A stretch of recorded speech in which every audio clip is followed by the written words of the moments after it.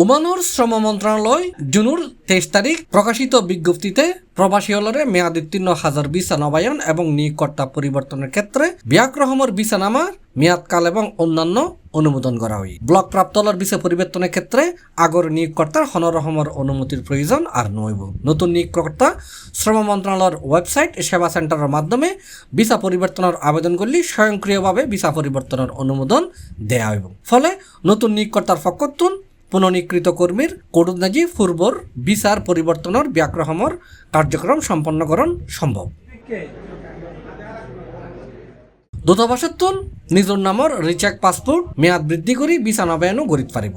এক্ষেত্রে এমআরপি নবায়ন সর্বোচ্চ 3 বছর পর্যন্ত নবায়ন করাতে এবং ক্রমিক নবায়ন ইচ্ছুক তারিখ উত্তন 1 বছরের বেশি মেয়াদ থাকন পারিব।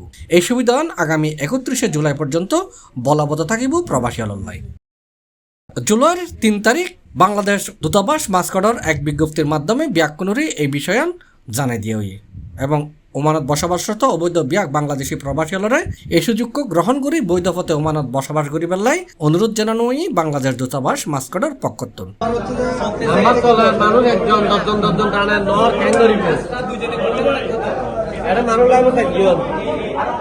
C+ TV Chittagong.